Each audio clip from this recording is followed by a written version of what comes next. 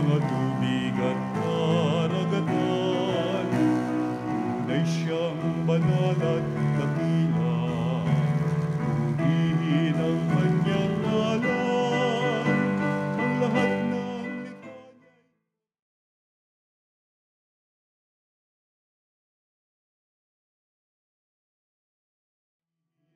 niya ang Panginoon, dakilain ang kanyang ngalan.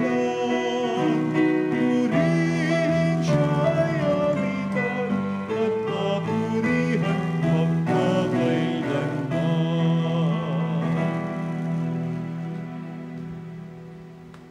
Mga kapanalig, simulan po natin ang ating banal na pagdiriwang nito sa ngalan ng Ama, ng Anak at Espiritu Santo. Amen. Ang pagpapala ng ating Panginoon, ang pag-ibig ng Diyos Ama, at ang pakikisa ng Espiritu Santo, naway sumainyong lahat. At sumayo rin. Mga kapatid, para tayo maging marapat gumanap sa banal na pagdiriwang na ito, pagsisihan natin talikdan ang ating managagawang mga kasalanan, magbalik loob tayo sa Diyos. Inaamin ko sa makapangyarihang Diyos at sa inyo mga kapatid, na lubha akong nagkasala sa isip, sa salita, sa gawa, at sa aking pagkukulang. Kaya isinasamo ko sa mahal na Birheng Maria, sa lahat ng mga anghel at mga banal, at sa inyo mga kapatid, na ako'y panalangin sa Panginoong ating Diyos. Kaawaan tayo ng makapangyarihang Diyos, patawarin tayo sa ating managagawang mga kasalanan, at patnubayan tayo tungo sa buhay na walang hanggan. Amen. Panginoon, kaawaan mo kami. Panginoon, kawaan mo kami. Kristo, kaawaan mo kami. Kristo, kawaan mo kami. Panginoon, kaawaan mo kami. Panginoon, kawaan mo kami. Manalangin tayo. Ama naming makapangyarihan, itinakda mo ang lahat ng mga utos mo ay mauwi sa pag-ibig sa iyo at sa kapwa-tao. Ipagkaloob mo sa pagtalima namin sa mga ito. Kami pagindapati mong sumapit sa buhay na walang katapusan. Sa pamamagitan ni Jesucristo, kasama Espiritu Santo, magpa sa walang hanggan. Amen. Ang simula ng aklat ni Esdras. Nang unang taon ng pamamahala ni Haring Ciro ng Persia, nilukuban siya ng Espiritu ng Panginoon. Nangyari ito upang matupad ang kanyang salita sa pamamagitan ni Propeta Jeremias. Kaya si Haring Ciro ay sumulat ng ganito: Niloob ng Panginoon, ng Diyos ng Kalangitan, na masakop ko ang lahat ng bansa sa daigdig. At sinabi niya sa aking ipagtayo ko siya ng isang templo sa Jerusalem, Huda. Kaya pinahihintulutan ko ang lahat ng Israelita na magpunta sa Jerusalem, ang bayan ng kanilang Diyos, upang itayong muli ang bahay ng Panginoon. Pagpalain nawa siya ng Diyos. Lahat ng mamamayan sa lugar na may Israelita ay tutulong sa kanila. Bigyan sila ng mga pilak, ginto, at iba pang kailangan tulad ng mga hayop at mamahaling kasangkapan, bukod sa kusang handog para sa templo ng Panginoon. Tumugon naman sa panawagang iyon ang mga puno ng sambayanan ng mga lipi ni Huda at Benjamin, ang mga saserdote at mga Levita, at lahat ng napukaw ang kalooban upang tumulong sa muling pagtatayo ng templo sa Jerusalem. At sila'y tinulungan ng mga mamamayan sa lupaing tinitirhan nila. Binigyan sila ng mga pilak at ginto. Binigyan din sila ng hayop at mamahaling kasangkapan bukod sa kusang handog nila. Ang salita ng Diyos. Salamat sa Diyos. Gawa ng Diyos ay dakila, kaya tayo'y natutuwa. Gawa ng Diyos ay dakila, kaya tayo'y natutuwa.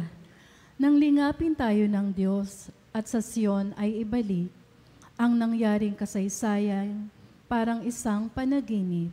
Lahat tayo ay natuwa, masayang nagsiawit. Gawa ng Diyos ay dakila, kaya tayo'y natutuwa. Ang sabi ng mga bansang nagmamasid sa paligid, ang ginawa ng Diyos niya ay dakila anong rikit. Dakila ngang masasabi, pangbihira ang ginawa, kaya naman kami ngayon kagala kay di kawasa. Gawa ng Diyos ay dakila, kaya tayo'y natutuwa. Kung paanong inuulan yaong mga tuyong batis, sa sariling bayan namin kami poon ay ibalik. Silang mga nagbubukid na nagtanim na may luha, bayaan mo na mag-aning, masasaya't natutuwa. Gawa ng Diyos ay dakila, kaya tayo'y natutuwa. Yaong mga nagsihayong dalay binhi na nanangis, ay aawit na may galak, dalay ani pagbalit. Gawa ng Diyos ay dakila, kaya tayo'y natutuwa. Hallelujah, hallelujah, hallelujah, hallelujah, hallelujah,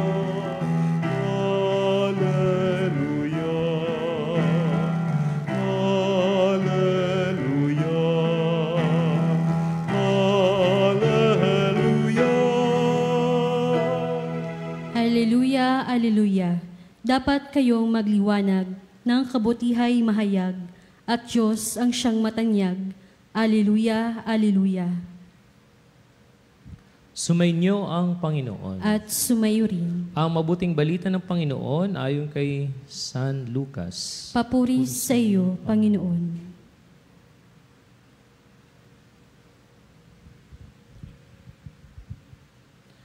Noong panahong iyon, sinabi ni Jesus sa mga tao, walang taong nagsisindi ng ilaw at pagkatapos ay tatakluban ng banga o ilalagay kaya sa ilalim ng higaan.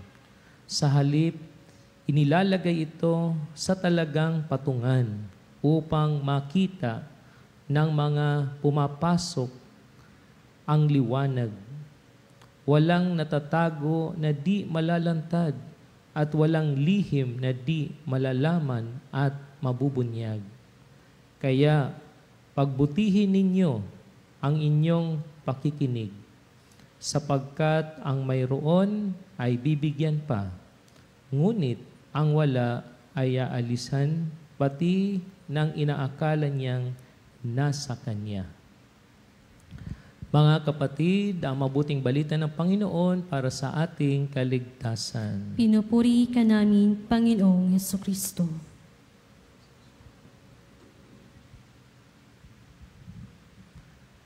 Magandang tanghali po sa inyong lahat, mga kapatid, kay Kristo.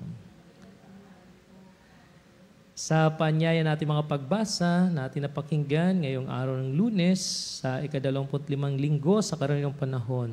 At tampok nga dito ay sa unang pagbasa sa aklat ni Esdras ay matutunghayin natin kung paano pinagkalooban si Haring Ciro ng Persya na kung saan ay lumawak ang kanyang kaharian, ang kanyang imperyo, na kung saan marami mga kaharian ang kanyang mga nasakop, no? At ngayon nasa kanya ng pamumuno. Pero matutunghayin natin na sa tagpong ito ay ang Diyos ay talagang kumikilos din kahit sa mga hindi mga Hudyo o mga Israelita. At dito nga ay pinapahayag na sabi nga nilukuban siya ng Espiritu ng Panginoon. No? At doon nga ay nagpahayag, no? Para itayo nga ang templo, no? Ang tahanan ng Diyos. No? Kaya matutunghayin natin na talagang naging kasangkapan, no? Si Haring Ciro ng Persya para talagang ipagtayo ng templo, ang bahay ng Diyos, at ang mga nakakalat na mga Hudyo, mga Israelita, ay talagang sila ay makabalik, no, sa kanilang bayan. Kaya matutunghayan natin na sa madaling salita, naging liwanag, no? Si Haring Zero. At dito ay talagang para mabuo yung templo at ang mga anak ni Israel ay magkasama-sama para talagang magtutulungan, magdadamayan para mabuo yung tahanan ng Diyos. Kaya nga sa tagpong ito ay sa ating ebanghelyo ay tampok nga dito yung pagpapahayag ng ating Panginoon tungkol sa kahalagahan ng ilaw. At alam naman natin na kapag pinag-usapan nating ilaw, kapag ang ilaw ay inilalagay sa tamang lalagyan, lahat ay naliliwanagan. No? So natatalo yung dilim.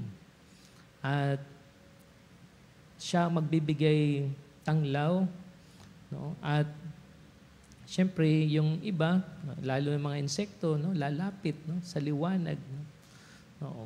Kaya matutunghayan natin na sa tagpong ito ay binibigyan daan na ang salita ng Diyos ay talagang nagpapahayag ng liwanag, no, sa kabila ng kadiliman, no, sa kabila ng kasamaan. Kaya nga sa ating panahon na ating nararanasan dahil sa mga katiwalian, no, korupsyon at iba pa na mga nangyayari, kaya kailangan nating manindigan, no, sa katotohanan. Dahil ang katotohanan ay magbibigay sa atin ng liwanag ng pag-asa para talagang kapiin ang kadiliman. Kaya talagang kailangan natin ang salita ng Diyos na mapuspos sa bawat isa sa atin, na maliwanagan ang ating puso't isipan at manindigan sa katotohanan. So tayo ay inanyayahan na maging liwanag, no, sa mga panahon na kung saan ay talagang nagugulo ang isip ng ating mga kapatid, ng ating tao. Kailangan magpatutuo tayo, manindigan sa katotohanan para guided tayo sa ating mga lahat na ating ginagawa. Kaya kapag pinag-usapan natin yung nangyari kahapon, yung silent protest, no, na kung saan ang ating mga leaders sa simbahan, kailangan na tayo nagkakaisa at magsuot ng puti dahil a sign of purity. No? At ang puti magbibigay liwanag, no, sa iba't ibang mga kulay, mga grupo na may kanya-kanya din mga hangarin. No? Pero malinaw ang ating stand na kung saan tuldukan ang korupsyon. Malinaw sa atin na kung saan na kailangan na nating manindigan sa katotohanan at tayo ay talagang tulungan natin, lalo-lalo na ang mga dukha dahil sila palagi ang biktima. No? Kaya, so hindi pa huli ang lahat, no, sa mga taong nasasangkot, no, dahil ang hatid naman ng ating Panginoon ay bigyan sila ng pag-asa. Kaya yung ipinapahayag ni Cardinal David na kung saan ay yung mga gustong tumayo sa katotohanan o para mabigyan ng protection, ang simbahan ay nariyan, no? Bukas, basta magpahayag lang at manindigan sa katotohanan para isiwalat yung mga kabuktutan. No? Kaya yun. So, sa tagpong ito ay talagang napapanahon na tayo bilang mga binyagan ay talagang manindigan sa katotohanan. No? Manindigan tayo sa liwanag ng salita ng Diyos na kung saan ay ipinapahatid sa atin. Dahil kailangan manindigan ang mga taong may takot sa Diyos at gawin ang mabuti at tama para maakay ang ating mga kapatid sa tamang landas. No? At syempre, kapag namumuhay ka sa katotohanan, nagliliwanag ka, nagiging inspirasyon ka ng marami. No? Dahil sa iyong kabutihan, dahil sa iyong mga gawa, ay talagang nagiging inspirasyon, nagiging liwanag ka para sila din ay talagang makabangon, no, sa kanilang pagkadapa at mag-umpisa ulit. Kaya sa tagpong ito ay yun ang paanyaya, no, sa bawat isa sa atin. No. Kaya nga yung pinapahayag din sa ating Ebanghelyo, sabi nga, walang natatago na di malalantad at walang lihim na di malalaman at mabubunyag. No. Kaya part na ito ng pagmamahal ng Diyos na kung saan yung mga nangyayari, o yung dalawang bagyo, o yung habagat, part na ito yung parang divine intervention na maisiwalat yung korupsyon, no, at matuldukan, no. At nais naman talaga ng Diyos na yung mga tao na gumagawa na hindi maganda, matuldukan, magbagong buhay, magsisi, at ibalik yung mga nakulimbat, no? Yung mga nakuha, no, na mga nabuwis ng bayan na dapat para sa dapat tamang paglagyan. No? Kaya sa tagpong ito ay yun ang paanyaya, no, hamon sa bawat isa sa atin na ang salita ng Diyos ay patuloy na nagliliwanag at patuloy tayong dumulog, no, sa Kanya para liwanagan din ang ating isipan at makasunod tayo sa Kanyang mga landasin para sa ganon tayo din ay magliwanag at maging kasangkapan ng pagbabago sa ating panahon, no, sa ating lipunan na ginagalawan.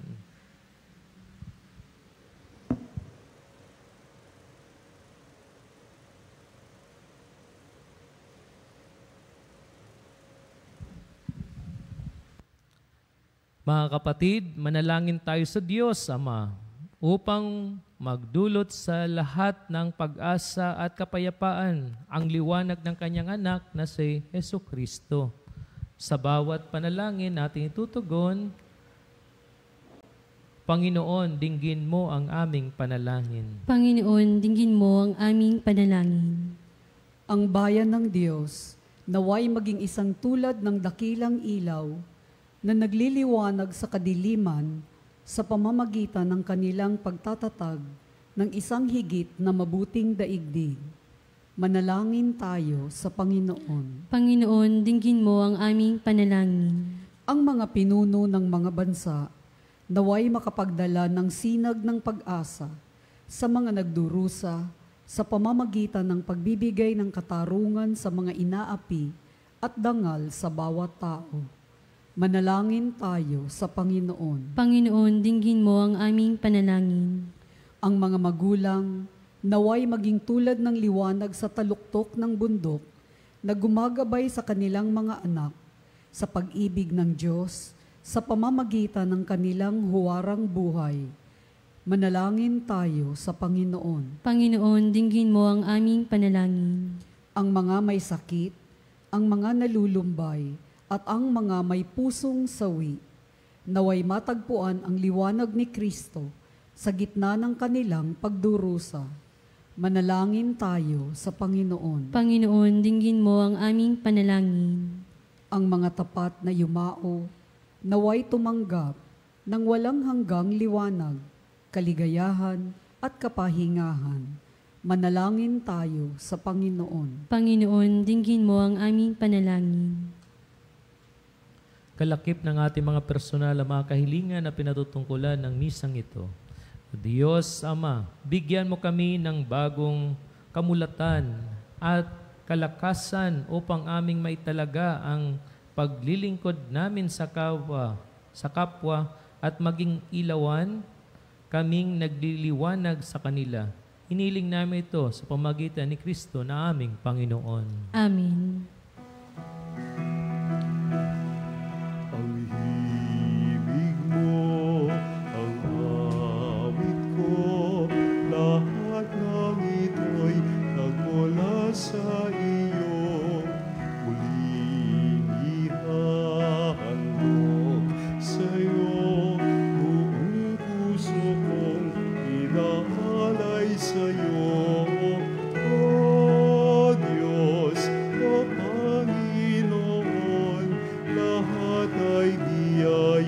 aming inampon, aming buhay at kakayahan. Ito'y para lamang sa iyong kalwalhatian. Ito'y para lamang sa iyong kalwalhatian.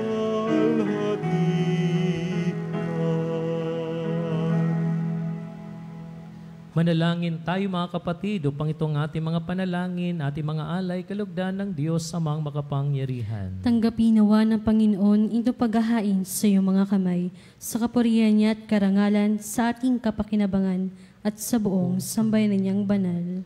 Manalangin tayo.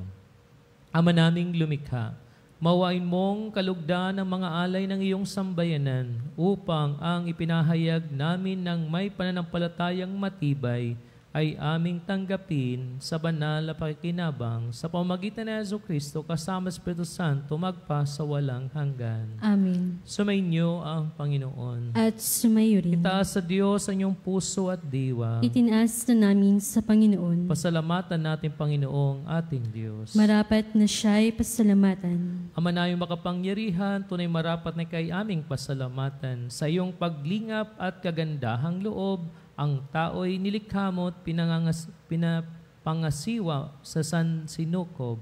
Sa hangad mong siya'y iwastong lubos, siya'y pinagdusa mo sa kanyang pagtalikod.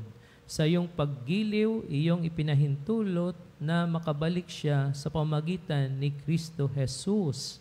Kaya kaisa ng mga anghel, nagsasiawat na papuri sa iyo na walang humpay sa kalangitan, kami nagbubunyi sa iyong kadakilaan.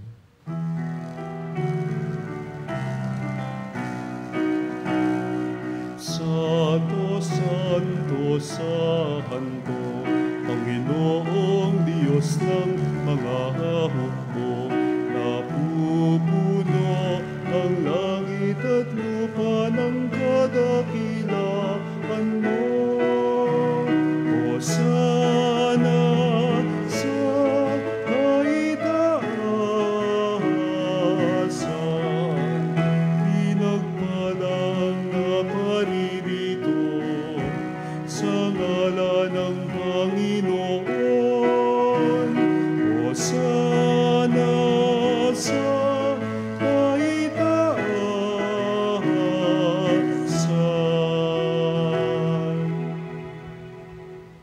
Ama naming banal, ikaw ang bukal ng tanang kabanalan. Kaya't sa pamagitan ng Espiritu, gawin mong banal ang mga kaloob na ito pang para sa amin ay maging katawan at dugo ng aming Panginoong Jesucristo. Bago niya pinagtiis ang kusang loob na maging handog, hinawakan niya ang tinapay, pinasalamatan kanya, pinaghati-hati niya iyon, iniabot sa kanyang mga lagad at sinabi, tanggapin ninyo lahat ito at kanin. Ito ang aking katawan na iahandog para sa inyo.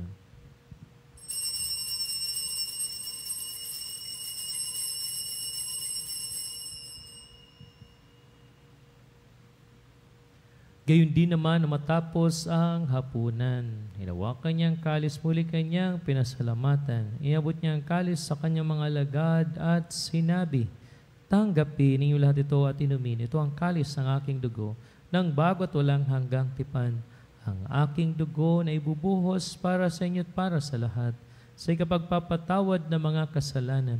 Gawin ninyo ito sa pag-alaala sa akin.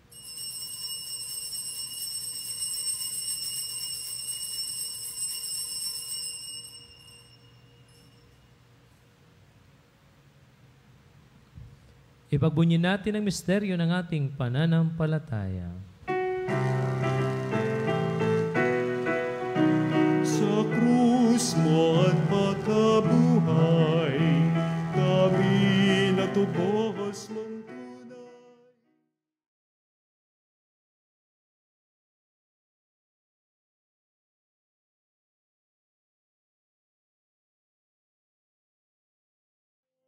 Jesus, naming mahal, ngayon at magpakailanman.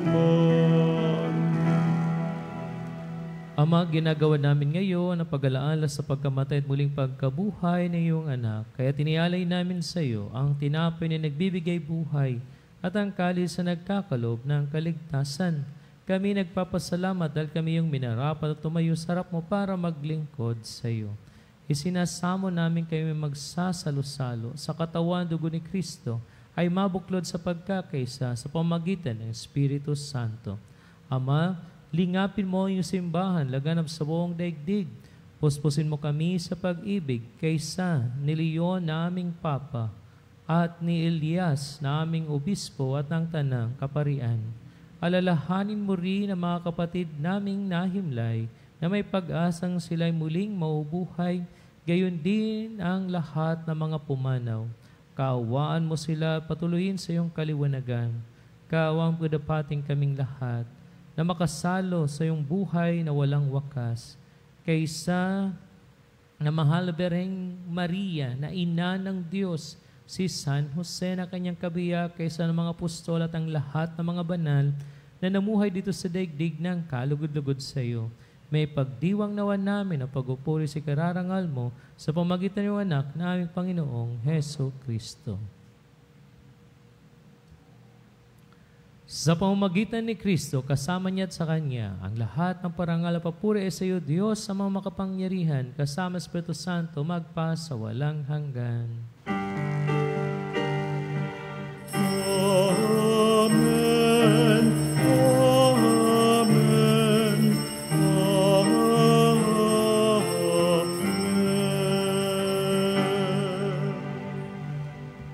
Sa tagubilin man ang kagagaling na utos sa turo na Yesus sa Panginoon natin na Diyos, ipahayag natin ng lakas loob. Ama namin sumasalangit ka, sambahin ang ngalan mo. Mapasa amin ang kaharian mo, sundin ang loob mo. Dito sa lupa, para ng sa langit, bigyan mo kami ngayon ng aming kakanin sa araw-araw, at patawarin mo ang aming mga sala, para ng pagkapatawad namin sa nagkakasala sa amin. At huwag mo kaming ipahintulot sa tukso, at iadya mo kami sa lahat ng masama. Hinihiling namin kami adya sa lahat ng masama, pagkalooban ng kapayapaan araw-araw, iligtas sa kasalanan, tilayo sa lahat ng kapahamakan, samantalang ay pinanabikan dakilang araw na pagpapahayag ng tagapagligtas naming si Hesu Kristo. Sapagkat iyo ang kaharian at ang kapangyarihan at ang kapurihan magpakailanman. Amen. Panginoon Hesu Kristo, sinabi mo sa mga apostol, kapayapaan iniiwan ko sa inyo, ang aking kapayapaan binibigay ko sa inyo. Tunghayan mo ang aming pananampalataya at huwag ang aming mga pagkakasala. Pagkalooban mo kami ng kapayapaan pagkakaisa ayon sa iyong kalooban. Kasama Espiritu Santo magpa sa walang hanggan. Amen. Ang kapayapaan ng Panginoon ay laging sumainyo. At sumayo rin. Magbigayan kayo ng kapayapaan sa isa't isa. Kapayapaan po sa inyong lahat. Kordero ng Diyos na nag-alis ng mga kasalanan ng sanlibutan, maawa ka sa amin. Kordero ng Diyos na nag-alis ng mga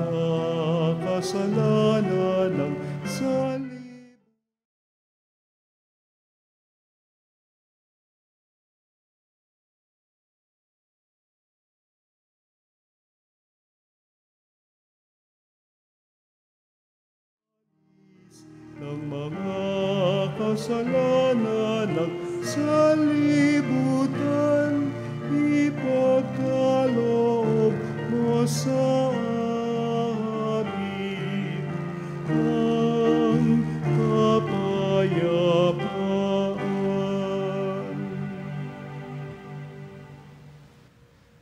Mga kapatid, narito na po si Kristo, ang kordero ng Diyos. Siya nag-aalis sa mga kasalanan sa libutan. Mapalad ang mga inanyahan sa kanyang piging.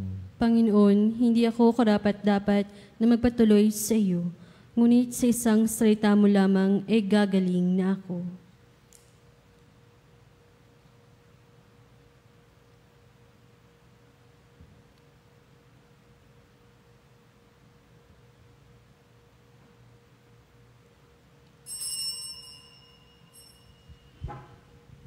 Mga kapanalig, ating dasalin ang komunyong espiritual.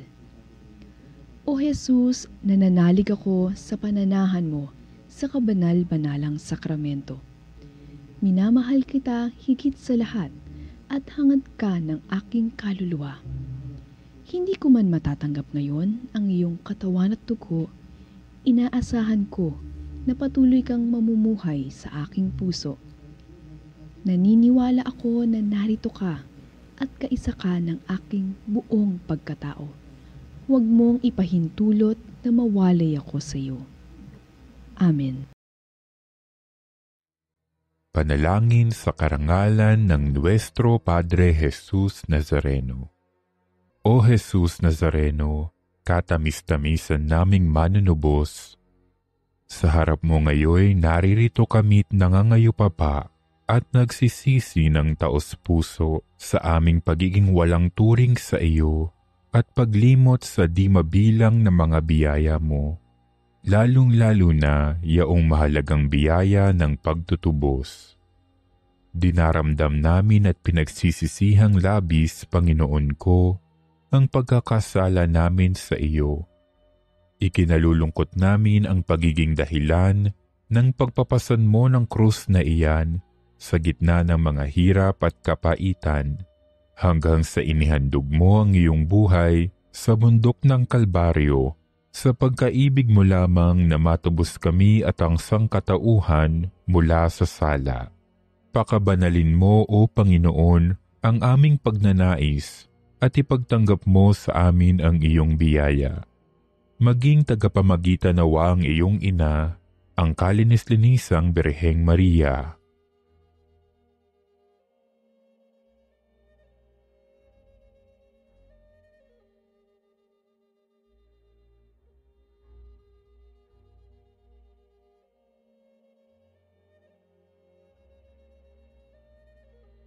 Ama naming makapangyarihan, niloob mong akuin ang iyong anak, ang krus at kamatayan, upang ang sangkatauhan ay matubos at mabuhay. Ang pag-ako namin sa krus at kamatayan dito sa lupa, ayon sa diwa ng pagsunod sa iyong loob, na ginanap ng iyong anak, ay magpagindapat nawa naming kamtin ang lubos na katubusan at pagkabuhay sa iyong piling, sa pamamagitan ni Hesukristo, kasama ng Espiritu Santo, magpasawalang hanggan. Amen. Nuestro Padre Jesus Nazareno, Panginoon namin at Diyos, kaawaan mo kami.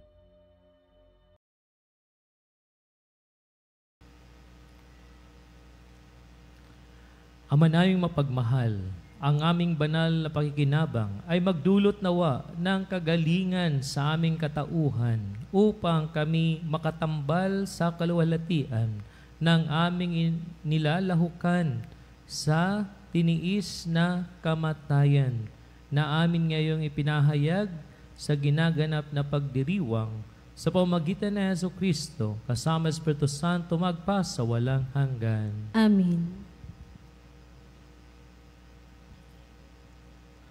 Patalastas, sa darating na September 23, araw ng Martes, ay bibisita sa ating himpilan, Veritas Chapel, ang relics ni San Padre Pio para sa kanyang kapistahan sa Martes.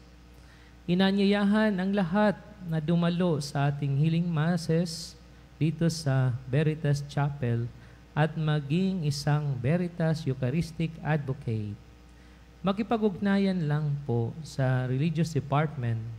Tumawag lamang po sa 8925-7931 local 129-131-137 o mag-text sa 0917-6314-589 at hanapin si Binibini Rini Jose o si Binibini Alina G. Maraming salamat po.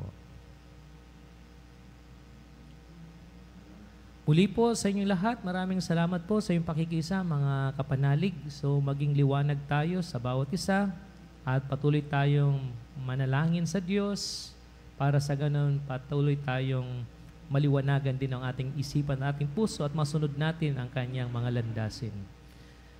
Sumainyo ang Panginoon. At sumayo rin. At pagpalain kayo ng makapangyarihang Diyos Ama at ng Anak at Espiritu Santo. Amen. Tapos na ang ating banal na misa. Humayo kayo, taglay ang pag-ibig at kapayapaan ni Kristo. Salamat sa Diyos.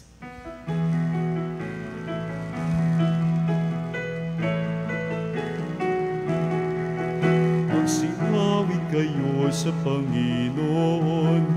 Hallelujah! Magsinawit sa Panginoon.